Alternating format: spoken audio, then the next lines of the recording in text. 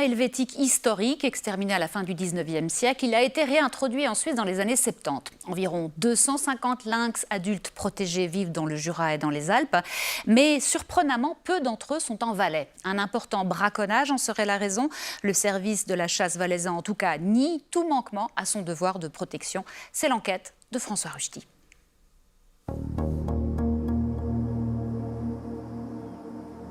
L'étendue d'Usillet, un lieu atypique pour une affaire de braconnage. En Suisse, des lynx sont tués illégalement chaque année. Mais cette fois-ci, le braconnier a tenté de faire disparaître l'épreuve sous l'eau. Manque de chance pour lui, l'étang est très fréquenté par les plongeurs.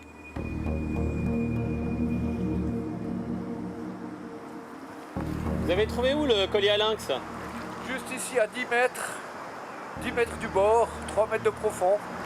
Souvent, on sort des choses de l'eau, des détritus, et on les fout loin au conteneur. Et puis là, ça paraissait spécial. C'est pas un objet commun. Donc du coup, on l'a pas bazardé. J'ai contacté Cora parce que j'ai vu justement l'inscription Cora, l'Institut donc, de protection du lynx, du loup, etc. en Suisse. Et puis, je leur ai écrit et j'ai donné le numéro d'identification qui est encore lisible sur le bracelet. Et c'est là qu'on a su que c'était un lynx. Il s'agissait d'une femelle lynx qui avait des petits et puis qui était apparemment domiciliée du côté de Villars. Et pas de bol pour le braconnier.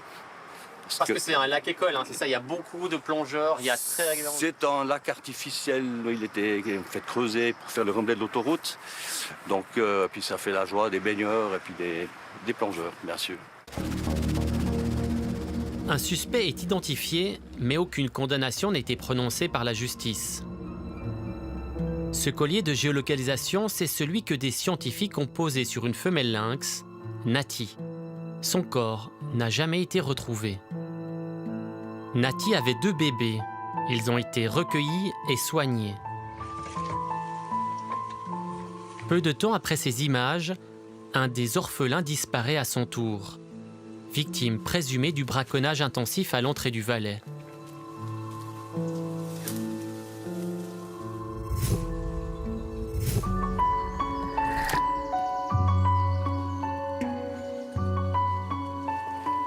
Notre enquête part sur les traces des braconniers du lynx. Nous souhaitons déterminer pourquoi ces félins sont tués illégalement et qui sont les responsables. Rarement filmé, le lynx est un animal discret et impressionnant, Tu il est gros, ouais. jusqu'à 35 kg et 135 cm de long. C'est pas que c'est ce machin. Pour débuter notre enquête, nous allons au Tierspital à Berne. Chaque année, environ 20 lynx sont retrouvés morts, systématiquement autopsiés. Les causes des pertes dans les populations de lynx du Jura et des Alpes sont listées. 50% des accidents de circulation, 10 à 20% inconnus, et même un animal noyé.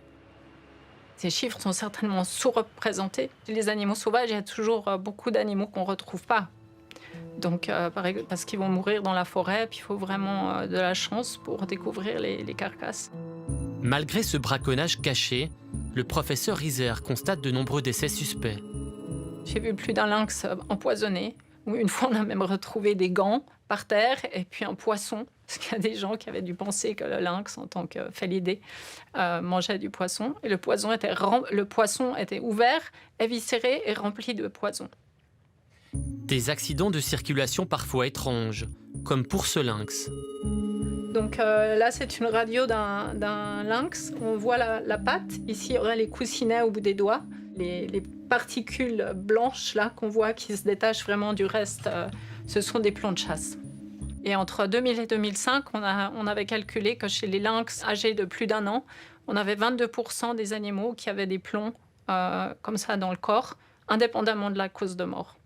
Mais pas annoncé braconnier. Pas annoncé braconné et pas tué par l'essai de braconnage. Donc ça voulait dire qu'il y avait en tout cas 22% des lynx sur qui on avait tiré et qui n'en sont pas morts. Donc après, il y a tous ceux qui sont morts qu'on n'a pas vus.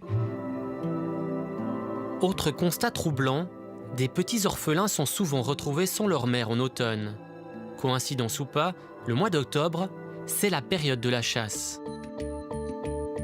Accuser toute une corporation, le raccourci désole les chasseurs des passionnés de nature et de tradition.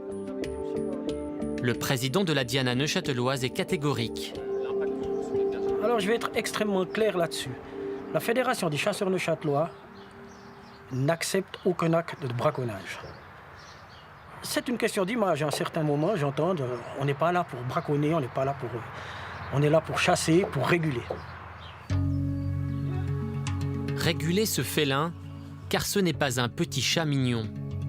La population de lynx tue au total une quarantaine de bêtes d'élevage chaque année. De plus, il impacte fortement sur la population de chamois et de chevreuils. Quand on sait qu'un lynx tue pour manger un ongulé par semaine, ça nous donne des fortes diminutions sur les populations d'ongulés dans notre région. Pour comprendre l'impact du félin sur la faune, nous allons sur le terrain avec un homme qui les suit quotidiennement dans le Jura français. Gilles Moine est directeur du centre Athéna, dédié au lynx. Avec ses appareils, il traque les mouvements d'un orphelin réintroduit depuis quelques semaines. Il est légèrement en contrebas du chemin, à environ 200-300 mètres. Donc s'approcher davantage, ce serait le déranger inutilement, donc je vais m'en tenir là.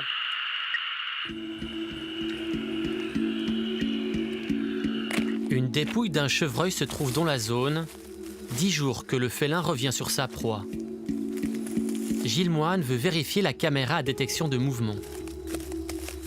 Il a terminé complètement la proie, qui était vraiment juste là. Donc ici, il n'y a plus aucune trace, si ce n'est des petits résidus de contenu de panse. Voilà. Là, j'ai mon piège photo. On va voir tout de suite là. Peut-être que j'ai beaucoup de vidéos parce que j'ai plus beaucoup de batterie. Donc je ne peux pas savoir pour l'instant combien j'ai de vidéos. Alors, divine surprise ou... Il y a des images. Il est resté à consommer vraiment devant. On le voit même de jour, ce qui est plutôt sympa. Il les tue par strangulation, il les étouffe. Le cœur s'arrêtant, il n'y a pas d'hémorragie et ensuite seulement il commence la consommation. Le fait qu'il ait réussi à capturer un ongulé, c'est une bonne nouvelle pour nous. Ça veut dire qu'il a pleinement réussi son retour à la nature. Depuis 30 ans, le centre Athéna recueille et soigne de nombreux lynx dans le Jura. C'est l'unique refuge en Europe centrale.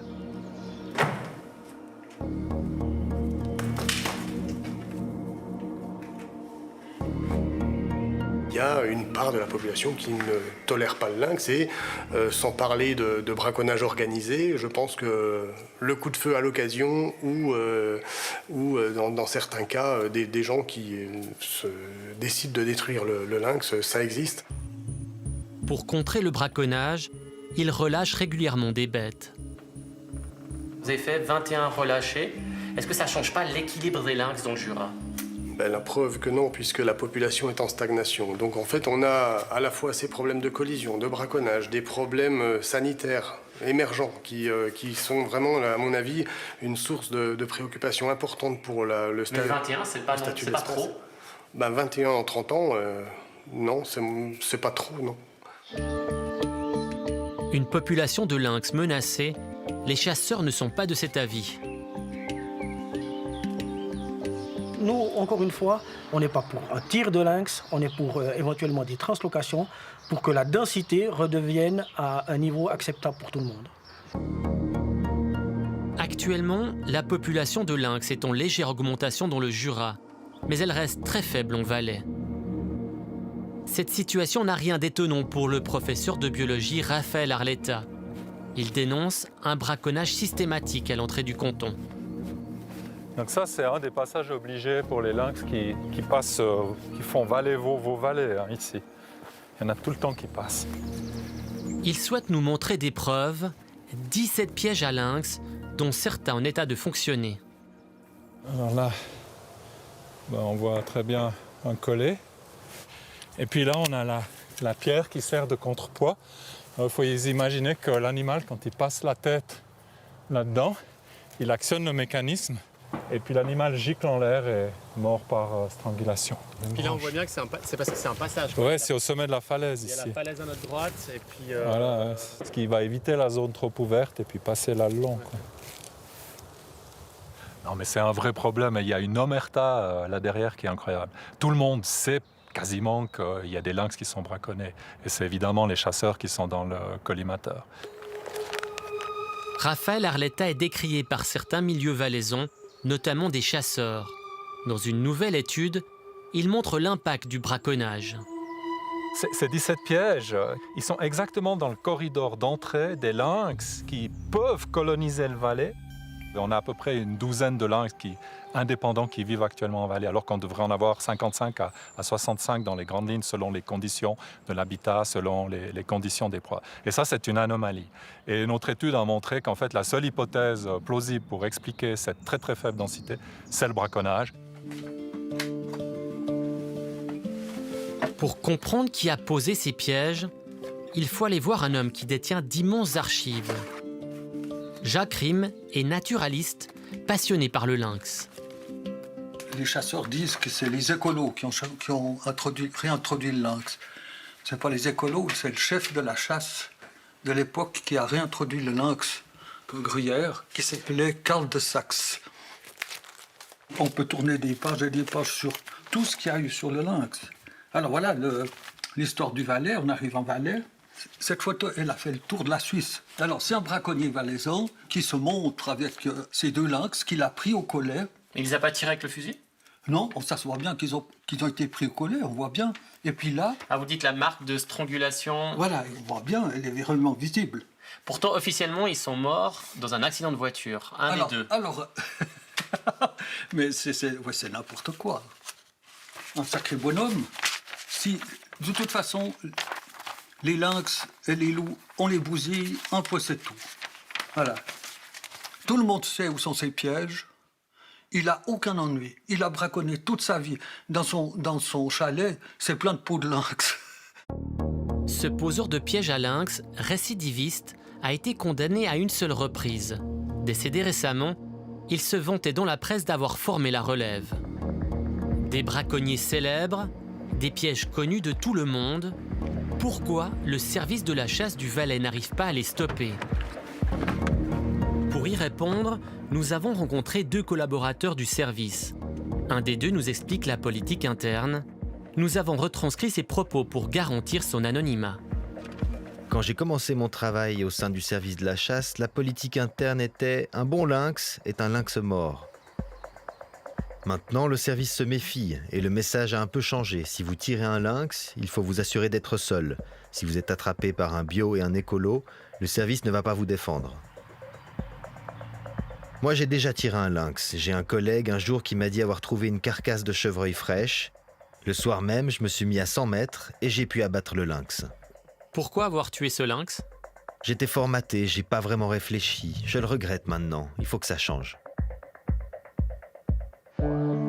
Contacté, le service de la chasse n'a pas souhaité répondre face caméra. Par email, il nous explique. Le service conteste fermement ces affirmations et n'incite pas ses agents à tirer les grands prédateurs sans autorisation formelle. Nous travaillons au quotidien dans le respect de la législation en vigueur et traitons toutes les situations de braconnage avec sérieux et professionnalisme. Le braconnage est un délit de chasse poursuivi d'office.